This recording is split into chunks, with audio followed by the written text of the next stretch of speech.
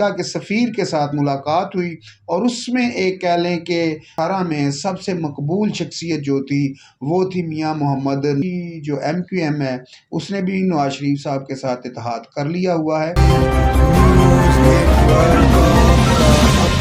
Station तो अस्सलाम वालेकुम नाज़रीन, JJTV के प्लेटफॉर्म से मैं हूं सुल्तान और आप देख रहे हैं मेरा डिजिटल चैनल। नाज़रीन, जैसा कि आपको मालूम है कि जो सियासी मंज़र है काफ़ी बिगड़ा हुआ है। जो इससे पहले PDM की 16 महीने की जो हुकूमत थी उसमें दिगर जो जमातें इसमें शामिल थी, जैसे कि आपको मालूम होगा पीपल्स पार्टी, मुस्लिम लीग नून और JUI और दीगर जमातें, इसमें 13 जमातों ने मिल के 16 महीने जो हुकूमत की। और उस टाइम पर ये सारी जमातें काफ़ी जमा और इकट्ठी रहीं और उसी के हवाले से आज देखते हैं तो जब इलेक्शन की डेट जारी होती है 2024 की, तो इन पार्टियों में काफ़ी सारा इख्तलाफात आ जाते हैं। और नाज़रीन, जैसा कि खुशखबरियाँ हैं दो मुस्लिम लीग नून के लिए, वो भी आपसे शेयर करेंगे। खबरों की तरफ आगे बढ़ने से पहले हमारी रिक्वेस्ट है कि हमारे चैनल को लाइक, शेयर और सब्सक्राइब कर दें और वीडियो को ज़्यादा से ज़्यादा शेयर, बेहतर वीडियो हम आपके लिए और बेहतर मालूमात लेकर आ सकें। और हमेशा मैं आपसे कहता हूं कि ख़बरों पे नज़र रखें, बाखबर रहें, ताकि मुल्क की सूरत हाल आपको मालूम हो। आज हम बात करेंगे एक तो जो पहले 16 महीने की हुकूमत थी उसके ऊपर, जो आने वाली मौजूदा हुकूमत है उसके ऊपर, और जो हमारा तजिया होगा हम आपसे शेयर करेंगे और दीगर जो खबरें हैं वो भी आपसे शेयर करेंगे। सबसे पहले बात करते हैं मुस्लिम लीग नून को दो खुशखबरियाँ कौन सी ऐसी मिली। सबसे पहले तो मैं आपको बता दूं कि मुस्लिम लीग नून के जो मुस्लिम लीग नून की जो पार्टी है, जो सदर हैं मियाँ मोहम्मद शहबाज शरीफ साहब, उनको सबसे पहले तो ये खुशखबरी है उनके लिए कि जो उनका जो आशियाने का मुकदमा था, जो उनके ऊपर केस था, वो आज उससे दस्तबरदार हो गए, उससे बरी हो गए। आज उनके ऊपर जो तलवार लटक रही थी आशियाना की, वो भी उनके ऊपर से वो तलवार उतर गई है। और उसमें जो दीगर रहनुमा थे, दीगर जो इसमें फरीक थे, जो दीगर मुल्ज़िमान थे इसमें, उनको भी आज कह लें कि इस केस से डिस्चार्ज कर दिया गया है। जो आशियाना का केस था आज मियाँ मोहम्मद शहबाज शरीफ साहब के ऊपर से, वो भी ख़त्म हो गया। आज नवाज शरीफ साहब की मरियम शरीफ साहबा और मरियम औरंगज़ेब साहबा और दीगर जो मुस्लिम लीग नून के कायद और रहनुमा हैं, उनकी कह लें कि अमेरिका के सफ़ीर के साथ मुलाकात हुई और उसमें एक कह लें कि बड़ा कह लें कि उनकी जो सफ़ीर की जो बातों में कह लें कि एक तज़ाद आया, वो ये था कि उनने कहा कि आइंदा के जो मुस्लिम लीग नून के वज़ीर आज़म होंगे तो उनके ऊपर कह लें कि अमेरिका का कह लें कि काफ़ी एतमाद बहाल होगा और दीगर ऐसी बातें। और इसी चीज़ के ऊपर कह लें कि मीडिया के ऊपर काफ़ी सारी लोगों ने बातें भी की कि जी जो अमेरिका का सफ़ीर था उसको ये बात करने की क्या ज़रूरत थी, जबकि अब तक तो इलेक्शन हुए नहीं और कह लें कि ना ही मियाँ नवाज शरीफ साहब कह लें कि वज़ीर आज़म बने हैं, तो कह लें कि जो अमेरिका का सफ़ीर था उसको ये बात करने की क्या ज़रूरत थी। अच्छा जी, एक तो यहाँ पर मैं इसके ऊपर अपना तजिया आपको दे दूँ। वजह ये है कि अगर उसने ये बात की है, वो लोग पढ़े लिखे लोग हैं और वो आपको मालूम है गोरा जब भी कोई काम करता है ना, तो वो 10-12 दिन के लिए सोच के वो काम नहीं करता, गोरा अगला 100 साल सोच के फिर वो काम करता है। तो जो सफ़ीर है अमेरिका का, अगर उसने ये बात की है तो उसने कह लें कि आगे कुछ देख कर कुछ उसको भी नज़र आ रहा होगा। जैसे हमें भी इस टाइम पाकिस्तान में बैठे हुए छोटे छोटे से हम कह लें सहाफ़ी हैं, कोई इतने बड़े सहाफ़ी नहीं है, इतने बड़े तजियाकार नहीं है हम लोग। जब हमें ये चीज़ें नज़र आ रही हैं तो जो अमेरिका का कह लें कि सफ़ीर है,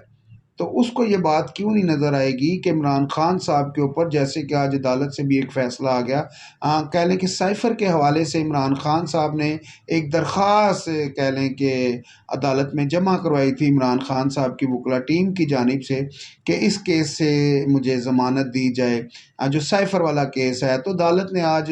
फ़ैसला सुनाया कि जिस केस में उम्र कैद हो या सज़ाए मौत की, जिस केस में सज़ा हो, उसमें जो ज़मानत है वो एकदम से नहीं मिलती, उसके ऊपर काफ़ी सोच विचार होती है। और जो इमरान खान साहब ने, जो उनकी वकला टीम ने एप्लीकेशन दी थी कि खान साहब को कह लें कि इस केस में ज़मानत दी जाए, तो जो अदालत का फ़ैसला आया उन्होंने कहा जी अभी इस केस के ऊपर ज़मानत नहीं मिल सकती, क्योंकि इस केस की जो सज़ा है वो है या उम्र कैद या सज़ाए मौत। तो काफ़ी सारे लोग इससे पहले भी बात कर रहे थे, क्या इमरान खान साहब को जुल्फ़िकार अली भुट्टो बनाया जा रहा है? क्या जुल्फ़िकार अली भुट्टो जैसा उसके साथ काम किया जाएगा? क्या इमरान खान साहब की जो पॉपुलैरिटी है वो लोगों से बर्दाश्त नहीं हो रही? इसमें नाज़रीन कोई दो राय नहीं है कि जो इमरान खान साहब की कह लें कि जो पॉपुलैरिटी है वो इस टाइम मुल्क में है और वो नज़र भी आती है। कह लें कि इमरान खान साहब ने जो पॉपुलैरिटी है वो बनाई है, कह लें कि नौजवानों को साथ मिला के।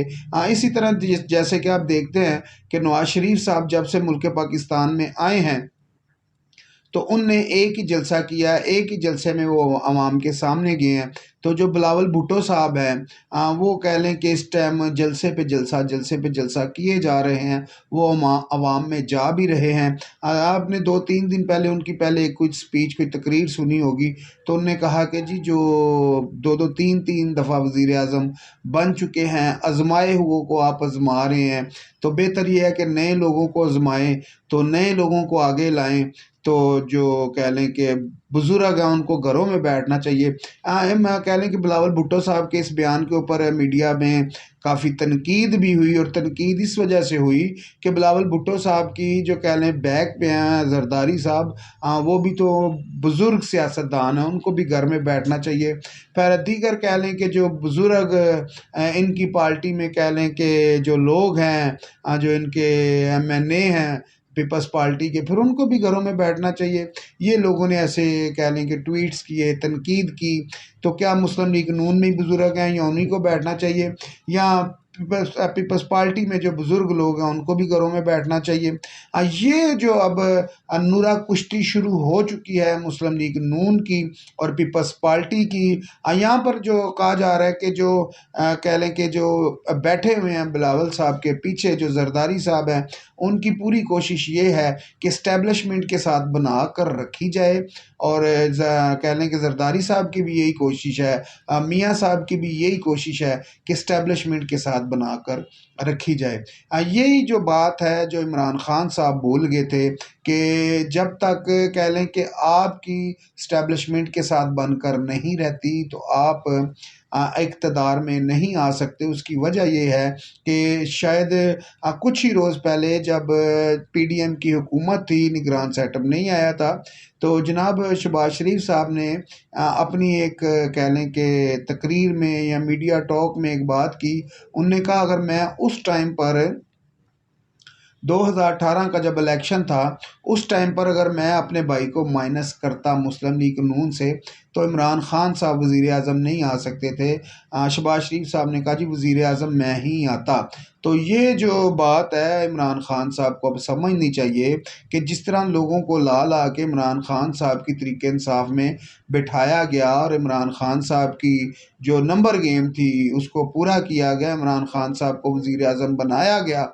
तो उसी तरह 2018 में जिस तरह कह लें कि चोर चोर के नारे लगे जनाब नवाज शरीफ साहब के लिए, और इमरान खान साहब को वज़ीर आज़म बनाने के चक्करों में नवाज शरीफ साहब को माइनस किया गया। आज भी नाज़रीन अगर आप देखते हैं 2018 में सबसे मकबूल शख्सियत जो थी वो थी मियाँ मोहम्मद नवाज शरीफ साहब, और नवाज शरीफ साहब का जो मकबूलियत थी उसको ख़त्म करने के लिए इमरान खान साहब की मकबूलियत बनाई गई। मुल्क पाकिस्तान में चोर चोर के नारे लगाए गए, और फिर जो मीडिया पे, सोशल मीडिया पे और डिजिटल मीडिया पे और तकरीबन कह लें कि मीडिया पे कह लें कि हर जगह पे नवाज शरीफ साहब को डिग्रेड किया गया। उनके जो कह लें कि चोर चोर के नारे लगवाए गए, उनको कह लें कि उनकी इज़्ज़त को मजरूह किया गया। आज नाज़रीन वो ही वक्त है, वो ही कह लें कि सिलसिला है कि 2024 के इलेक्शन से पहले पहले जनाब नवाज शरीफ साहब को कह लें कि वो ही इज़्ज़त दोबारा मिल रही है, और इमरान खान साहब अब उस जगह पे खड़े हैं जहां 2018 में जनाब नवाज शरीफ साहब खड़े थे। तो ये कोई कह लें कि कोई नई बात नहीं है। 2018 में जब नवाज शरीफ साहब के ऊपर मुकदमात बनाए जा रहे थे, नवाज शरीफ साहब को कह रहे कि दीवार के साथ लगाया जा रहा था, और इमरान खान साहब को वज़ीर आज़म बनाने के लिए सामने लाया जा रहा था। अब बिल्कुल उसी तरह हो रहा है कि इमरान खान साहब को दीवार के साथ लगाया जाएगा और नवाज शरीफ साहब को वज़ीर आज़म बनाया जाएगा। इसी तबोतोब में कह लें कि बिलावल भुट्टो साहब, उनकी भी आंखें खुल गई। उनने कहा जी कि अगर ये जो 3-3 4-4 दफ़ा पहले वज़ीर आज़म बन चुके हैं तो आजमाए हुओं को क्या आजमाना है, मुझे एक मौका दें, मैं आपको मुल्क की तकदीर बदल के दिखा दूंगा। यहाँ पर तो सब बातें करते हैं जनाब, वज़ीर आज़म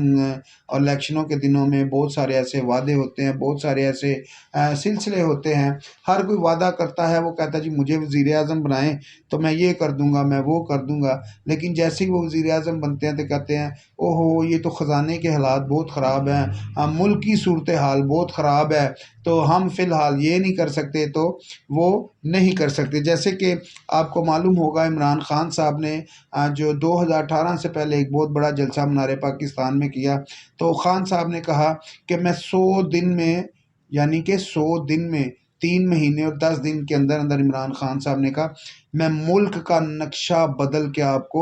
दिखा दूंगा और पता नहीं 50 लाख घर बना दूंगा, 1 करोड़ नौकरियां दे दूंगा और दीगर उनने ऐसे जो वादे किए वो उनके वादे वफा ना हुए। वो जैसी ही सीट पे बैठे तो उन्होंने कहा जी मुल्क की जो मईशत है, मुल्क की जो सूरत हाल है वो काफ़ी ख़राब है, तो इसमें तो जो ख़जाने में पैसा है ये तो हम इसके साथ मुल्क को चला ही नहीं सकते। फिर उस वक़्त के जो वज़ीर ख़जाना थे असद उमर साहब,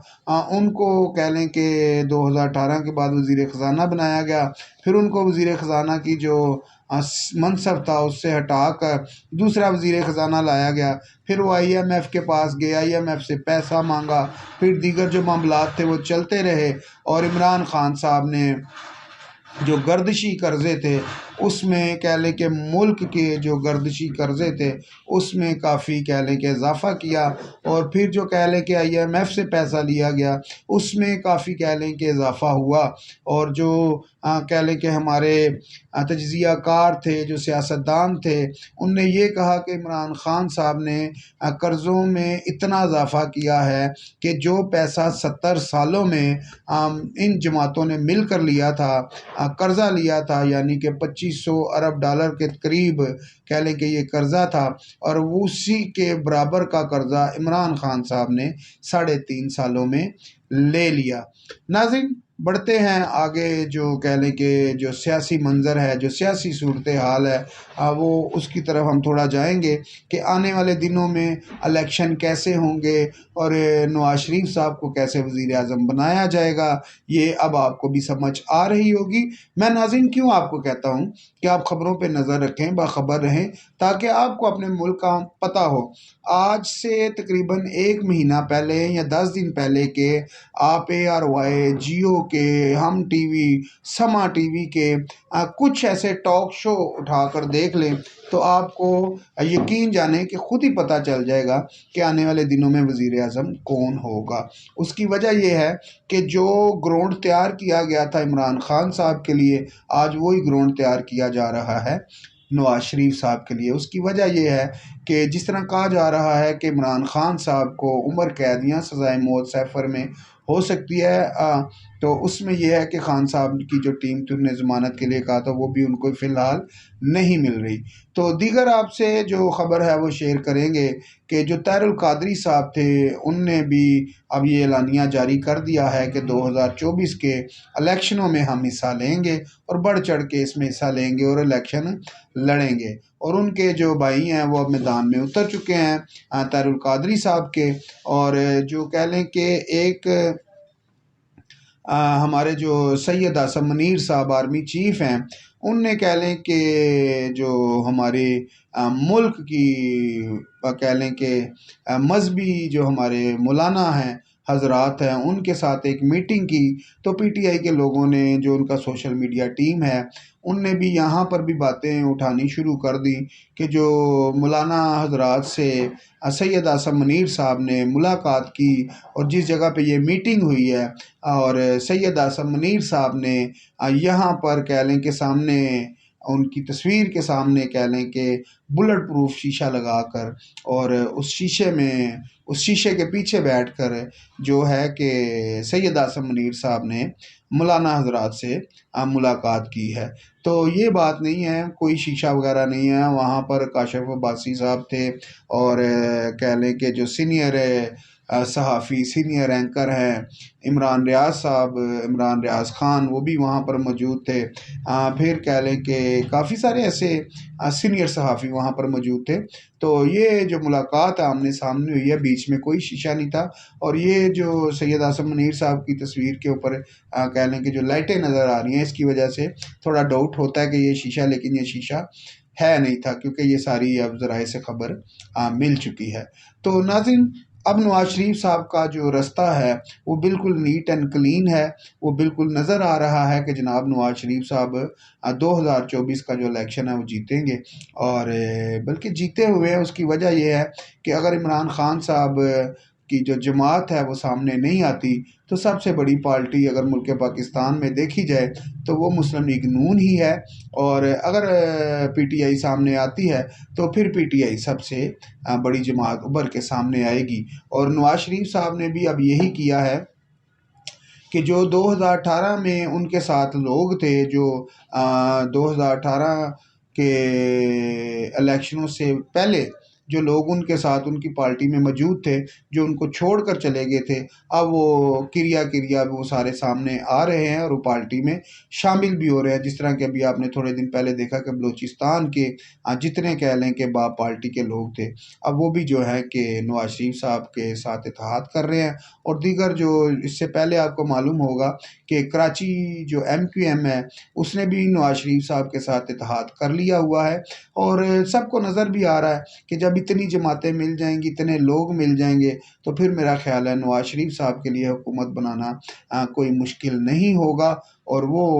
हुकूमत जो है फिर वो जोड़ तोड़ की होगी। और नवाज शरीफ साहब को जिस तरह कह लें कि उनकी इज़्ज़त को मजरूह किया गया था, अब देखते हैं कि जनाब नवाज शरीफ साहब 2024 के बाद अवाम में अपनी कितनी इज़्ज़त बनाते हैं, कितना अवाम के लिए काम करते हैं और कितनी अवाम के लिए बेहतरी करते हैं, ये तो आने वाला वक्त बताएगा। और नाज़रीन, इसी के साथ हमें इजाज़त दीजिए, मिलते हैं अगली वीडियो में। वीडियो को लाइक करें, शेयर करें, सब्सक्राइब कर दें और बेल आइकन कर दें ताकि